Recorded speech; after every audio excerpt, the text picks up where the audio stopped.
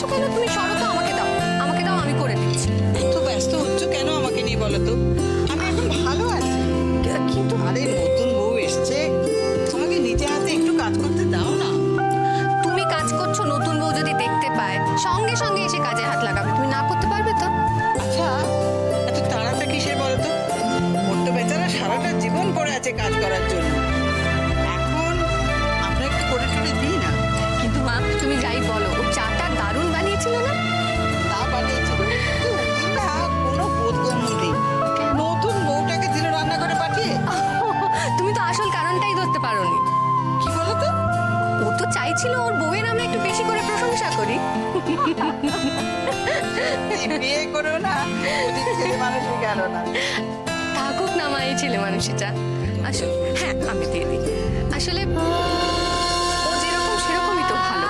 তা ঠিকই। জানো, আমি শুনেছি ওই রাশি নাকি খুব ডাল আর আলু ভাজা খেতে ভালোবাসে। হ্যাঁ, আমি তাই জন্য নিশ্চয় খুব ভালোবাসে।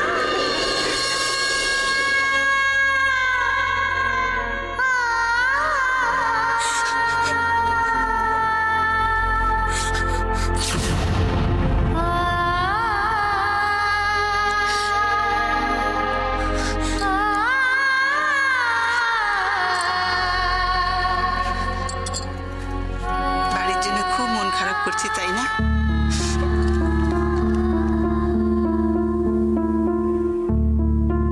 মাগো, তুই তো উজিকে চিনেছিস, মিশেছিস, আমাদের দেখেছিস, আমাদের চিনেছিস, তারপর তুই বাড়িতে এসেছিস। আর আমার কথা জানিস, আমি যখন এ বাড়িতে নতুন বিয়ে হয়ে এসেছিলাম না, তখন তো আমি মানুষটাকেই চিনতাম না। একবার ভাবতো, নতুন বিয়ে হয়ে এসে এই বাড়িতে আমার কি অবস্থা হয়েছিল। কাঁদ মা, কাঁদ, প্রাণ ভরে কাঁদ, যাতে তোর সব দুঃখ কষ্ট চোখের জলের সাথে ধুয়ে মুছে যাক। মা, কি হয়েছে বৌমা? একটা খুব ভুল হয়ে গেছে মা। কি হয়েছে? পরি, মানে এত কিছুর মধ্যে পরির একটা খবর নেওয়া হয়নি। ও ঠিক আছে তো?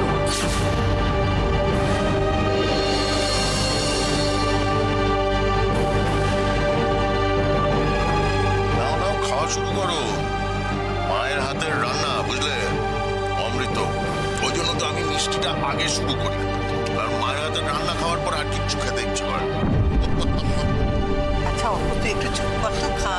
না, আমি রান্না বলে দিচ্ছি, প্রিপেয়ার করে দিচ্ছি। সে ওরা খেয়ে বলবো।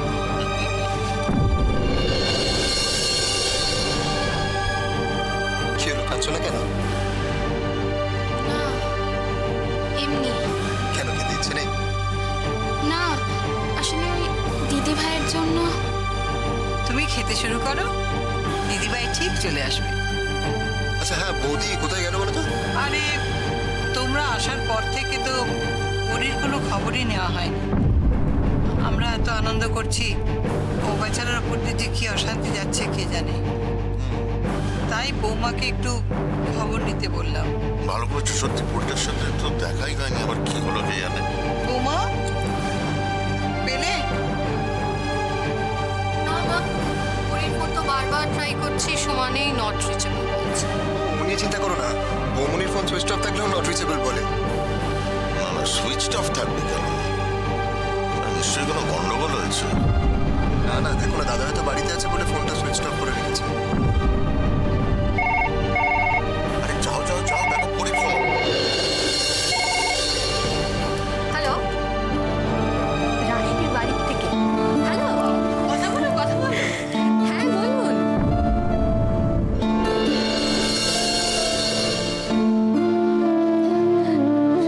রাত হয়ে গেছে, ভাবছিলাম ফোন করাটা ঠিক হবে কিনা।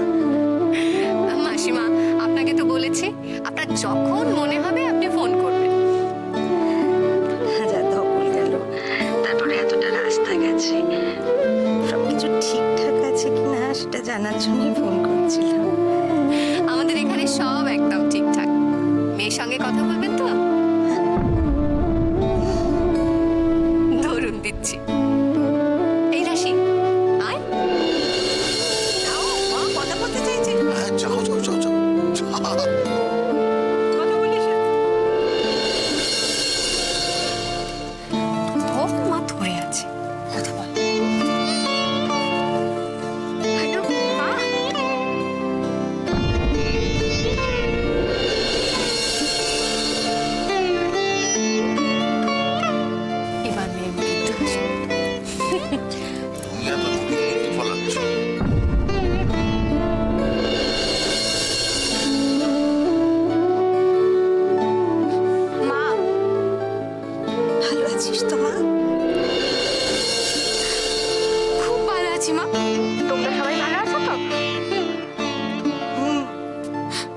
এ নিয়ে একদম চিন্তা করবে না, আমি এখানে খুব ভালো আছি।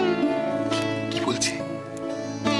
জানো মা, এখানে সবাই খুব ভালো, আমাকে খুব ভালোবাসে।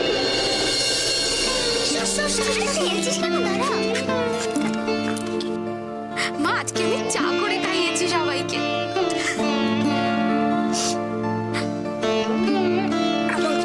একটু তাই দুধ শুটকি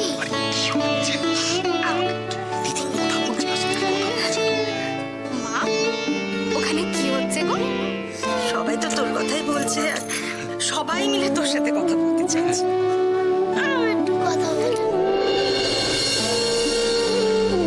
আরে আমি আজ রাখি এখন, আবার পরে তোকে ফোন করবো।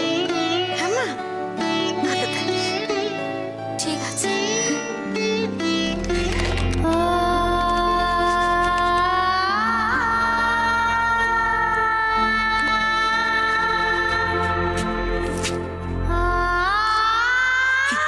কি হলো? তুমি ফোনটা ছেড়ে দিলে? আরে মেয়েটার সঙ্গে কথা বলবো বলে কখন থেকে দাঁড়িয়ে আছি আমি।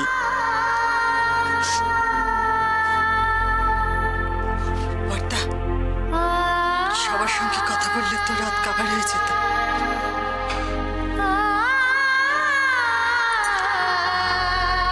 দিদি কি বললো রাশি শ্বশুর বাড়িতে? কেমন আছে? শ্বশুর বাড়ি কোথায়? ওটা তোর জ্যাক শ্বশুর বাড়ি। আরে বাবা, সে তো একই ব্যাপার হলো। মেয়েটা কি বললো বলো না আমায়। ভালো আছে তো মেয়েটা?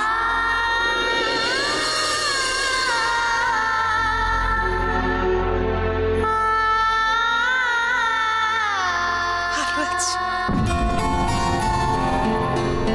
মেয়ে আমার খুব ভালো আছে।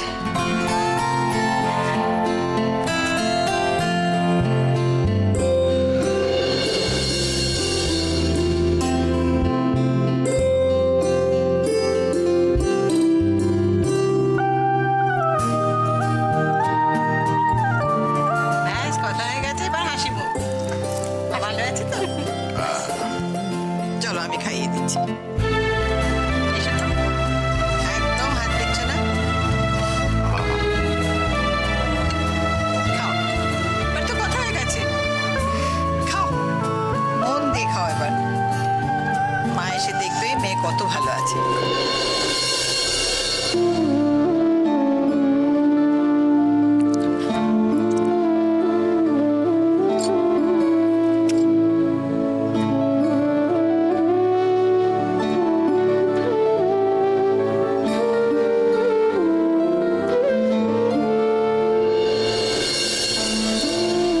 আজ থেকে তোদের জীবনে একটা নতুন অধ্যায় শুরু হলো, যেখানে স্বামী স্ত্রী একদম সমান সমান।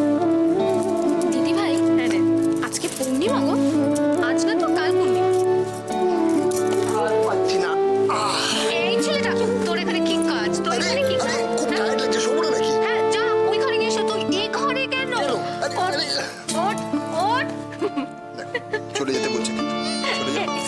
চলে যা। চলে। আজ তো কাল রাত্রি। আজ আমি ওকে ছাড়ছি না।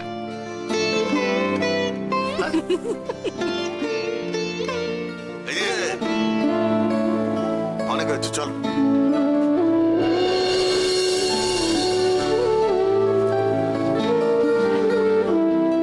চলো মানে? কোথায় চলো? চলো মানে আজকে ওরা দুজন, আমরা দুজন।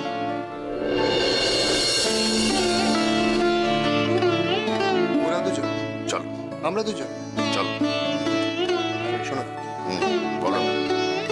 কাল রাত্রিটা তো আমাদের, তাই না? হ্যাঁ, তো তো তোমরা কেন সাফার করবে, তাই? এই ছেলে, তোর খালি দুষ্টু বুদ্ধি না।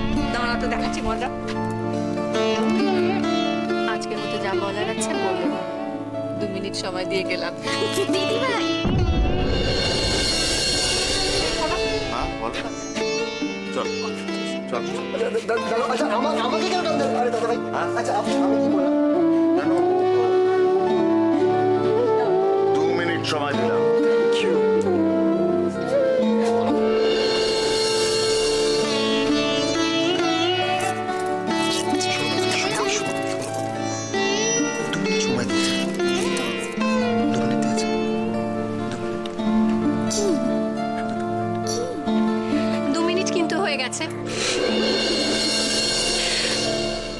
কাল।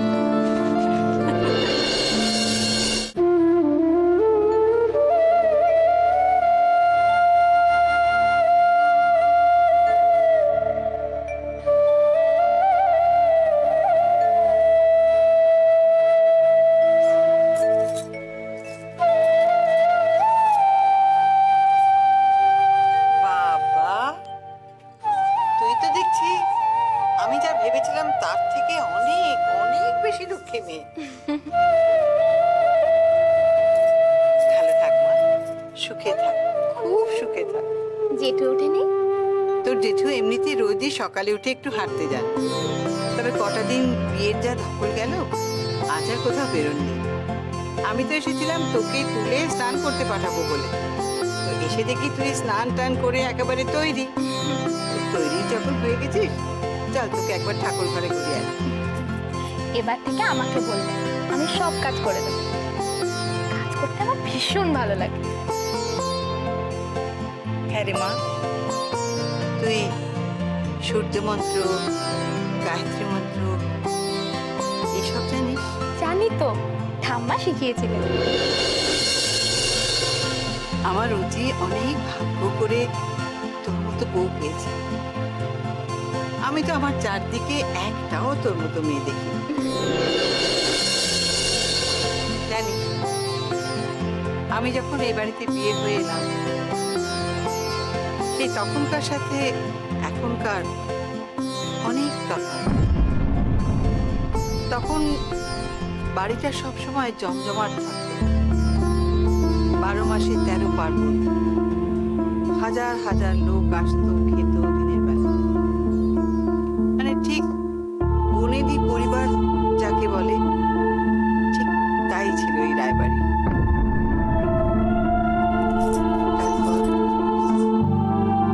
অপলা, মানে তোর শাশুড়ি যখন এ বাড়িতে এলো, একটু একটু করে বদলে যেতে থাকলো পরিবার। তারপর যত আধুনিক হলো এই পরিবার, ততই ঐতিহ্য হারাতে শুরু করলো। এখন হয়তো আমাদের অনেক টাকা আছে, ক্ষমতা আছে, কিন্তু আমরা টুকরো টুকরো হয়ে ছোট হয়ে গেছি রে, একেবারে ছোট হয়ে গেছি। ছোট থেকে তো নতুন করে সবকিছু বড় করা যায়, তাই না মামনি? দেখ তো মা, আবার সবকিছু গুছিয়ে তুলতে পারিস না। আপনাদের আশীর্বাদ থাকলে আমি নিশ্চয়ই পারবো। আমাদের আশীর্বাদ তো আছে, কিন্তু তার আগে তুই আমাকে এই আপনি আগে এসব বলা বন্ধ কর তো, শুনলে কেমন দূরের দূরের লাগে। আচ্ছা ঠিক আছে, এবার থেকে আমি আপনাকে তোমাকে তুমি বলবো, কেমন? চল এবার তোকে ঠাকুর ঘরে আহ।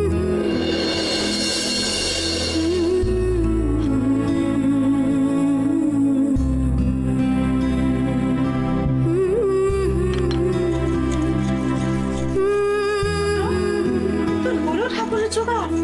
কত দেরি করবি? ওদিকে দুপুরের খাওয়া দাওয়া সার দিয়ে এতগুলো লোক তৈরি হবে যাওয়ার জন্য, দেরি হয়ে যাচ্ছে তো। এই তো হয়ে গেছে বর্দি, আর কিছুক্ষণ। ঠাকুরকে বলছিলাম রাশিটা যেন সুখী হয়। এখন শুধু রাশির একার কথা বললে হবে?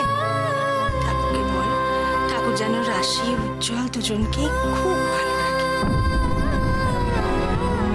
ঠিকই বলেছিস, আমাদের সবার তো রাশিটাকে নিয়ে বেশি চিন্তা। কি করবে কে জানে? নতুন বাড়িতে গিয়ে পারবে সব মানিয়ে নিতে? পারবে? পারবে পারবে, তুমি শুধু শুধু এত চিন্তা করছো। রাশি খুব বুদ্ধিমতী মেয়ে।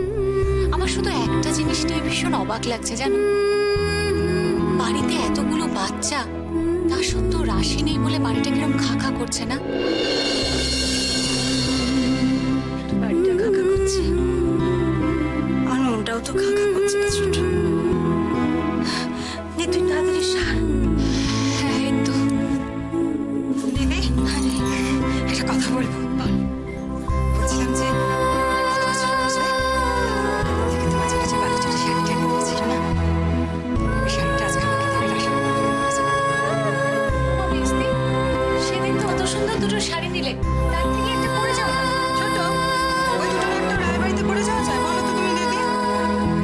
গঞ্জ এলাকা, এখানে এসব চলে। ওখানে পড়ে যাওয়ার জন্য অন্যরকম কিছু চাই, তা না হলে রাশির মান থাকবে না। কি বলো দিদি? ঠিক আছে, তুই আমারটাই বলিস।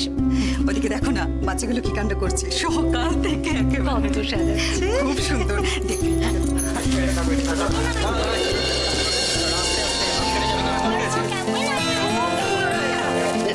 এমন ভাবে বলছিস যেন সব তোরা করছিস। আসল প্ল্যানিংটা কার সেটা বল বড় মাকে। প্ল্যানিং ট্যানিং যাই হোক না কেন, মেয়ের বাড়ি কিন্তু সব দিক থেকে ছেলের বাড়িকে টেক্কা দিয়েছে, তাই না দিদি বলো? মেজে ওদের তো উপায় ছিল না, যতটা পেরেছে ততটা করেছে। সেটা ঠিকই বলেছে ওদিকে। এই হলুদটা দেবো না লালটা দেবো না? দিদি সাবধানে কিন্তু। বলছিলাম যে আজকে বিকেলে তুমি কি করবে?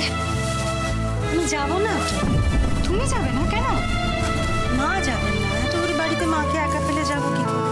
দিদি তুমি না গেলে রাশির খুব মন খারাপ হবে, কান্নাকাটি করবে দিদি। না রে মিজু, ও আমার বুঝতে পারবে, আমি ফোনে বলে দেবো ওকেও। ঠিক বুঝবে, দেখিস। আমি দেখি ওদিকটা দেখি।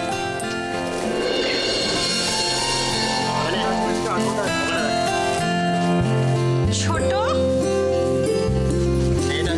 এটা রাখ চুটি, এটা রাখ ওটা রাখ। হ্যাঁ, সাবধানে কিন্তু।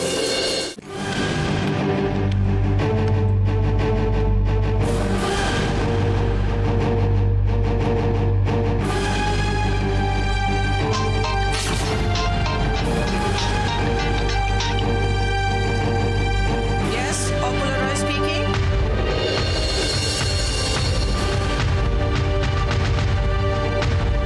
কেটে দিল কেন?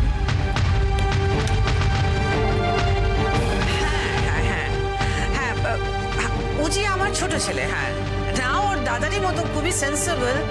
আসলে ওই কিছু বাজে লোকের ওকে এই ব্যাপারটা করতে একটু মোটিভেট করেছে। হ্যাঁ